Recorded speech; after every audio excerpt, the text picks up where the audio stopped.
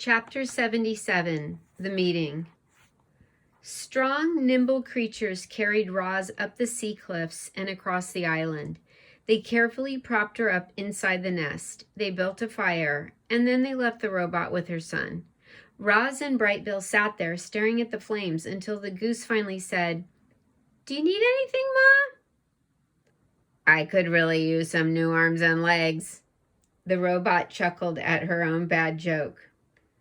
"That isn't funny," cried the goose. "My mother is broken, and I don't know what to do about it." "I am sorry for joking."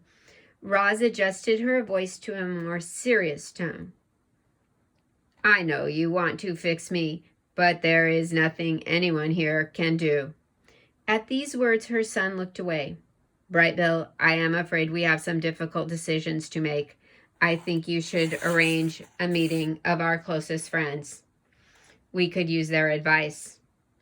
The goose disappeared out the door, and soon Roz's oldest and wisest friends were on their way. Loudwing was the first to arrive. She limped into the lodge on her injured foot and sat close to her robot friend. Mr. Beaver appeared next, followed by Fink and Swooper. Then Tawny curled up on the floor. Mother Bear was too badly hurt to make the journey, so Nettle came in her place. She sat in the garden with her enormous head jutting in through the doorway. Bright Bill returned with Chit Chat, who was nursing her burned tail. The last one to crawl in was Crag, the old turtle. Once everyone was there, the meeting began. The group talked all through the night. They discussed the Ricos. They discussed what to do about Roz. They discussed how to keep the island safe. There were stark differences of opinion, and tempers flared, but by daybreak, the group had agreed to a plan of action. That morning, the dawn truce didn't take place in the great meadow. Instead, it took place in a small meadow by the foot of the mountain, in front of the airship. Weary animals quietly hobbled into the clearing. The only sounds came from a gurgling brook that wound through the gathering and right past our robot. Roz sat in the wet grass. She was leaning against a rock. She looked so sad and frail. However, she still had her thoughts and her words, and for the moment, that was all she needed. "Good morning, animals of the island." Roz's voice filled the meadow. "I must look strange to you, all beaten up like this, but I hope I still sound like your old friend." Hundreds of heads nodded. "You fought bravely yesterday. You risked your lives defending me, and I am eternally grateful. But many of our friends were wounded. Some may not recover. And there is worse news. Before the last Rico died, he told me that more of his kind will come to our island. They might already be on the move. And even if we defeat them, still more will come. My makers will not rest until all of their property has been retrieved. They want the dead robots. They want the broken parts. They want me." The crowd was silent. "But I care about this island far too much to put any more lives in danger. And so, my friends, I must leave." Voices cried out. "Don't go, Roz. Next time we'll be prepared. We risked our lives so you could stay." "I hear you." The robot's voice cut through the din. "But look at me. My body is ruined, and the Rico said the only ones who can help me are my makers." "What if he lied?" howled a voice. "You can't trust those monsters." "You are right," said Roz. "He might have been lying. There may be no hope for me, but that is a chance I have to take. Animals, you taught me to be wild. I want to be wild again, and so I must try to get the repairs I need. It is for the good of me and the island that I return to my makers." A calm settled over the crowd. They knew Roz was right. Chapter 78, The Farewell.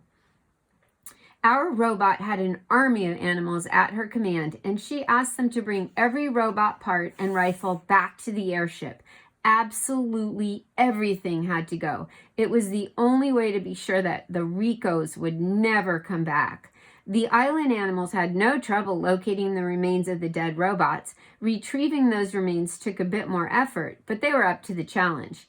Teams of clever creatures returned with robot parts of different shapes and sizes. Smashed heads and broken rifles and twisted tubes and heavy bodies were all loaded into the ship until the entire island had been cleared.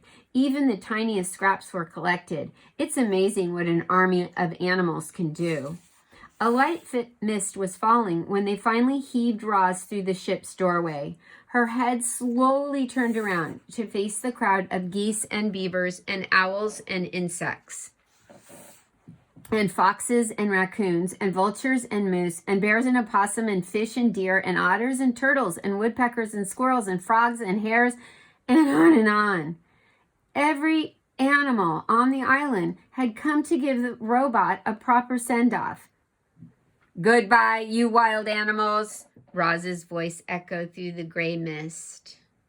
The wild animals smiled, and then a few of them started to roar, and then more started to screech, and then more started howling and chirping and grunting. Soon, every creature was hollering goodbye to Roz. The chorus of wild voices grew louder and louder, shaking the robot's body, rattling the ship, booming across the island and up into the clouds. And then their voices gradually died down to silence. Bright Bill fluttered up to his mother's shoulder. "You understand why I must leave," said the robot. "I understand," sniffled the goose. "More Ricos could be headed here right now. I just do not know. There is so much I do not know. I think it is time I get some answers."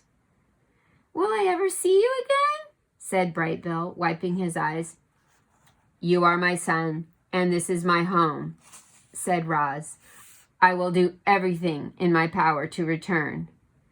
Bright Bill hugged his mother's worn face. "I love you, Mama." "I love you, son." The goose fluttered back to his flock. The robot took one last look at her home. The door hummed closed. Chapter 79, The Departure.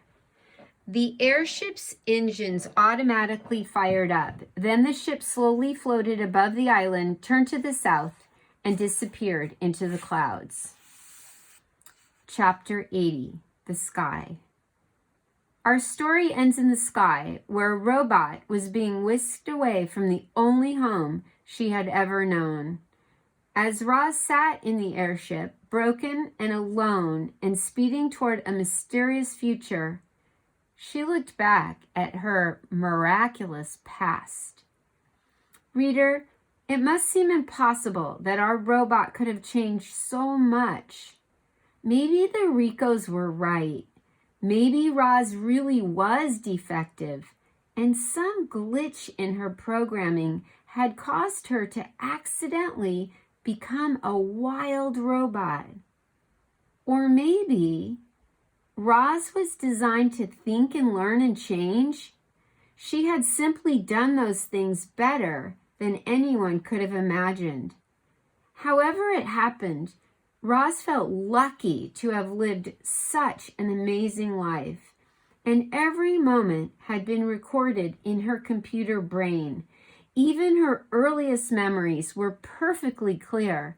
She could still see the sun shining through the gash in her crate. She could still hear the waves crashing against the shore. She could still smell the salt water and the pine trees. Would she ever see and hear and smell those things again? Would she ever again climb a mountain or build a lodge or play with a goose? Not just a goose, a son. Bright Bill had been Roz's son from the moment she picked up his egg. She had saved him from certain death, and then he had saved her. He was the reason Roz had lived so well for so long. And if she wanted to continue living, if she wanted to be wild again, she needed to be with her family and her friends on her island. So as Roz raced through the sky, she began computing a plan. She would get the repairs she needed. She would escape from her new life. She would find her way back home.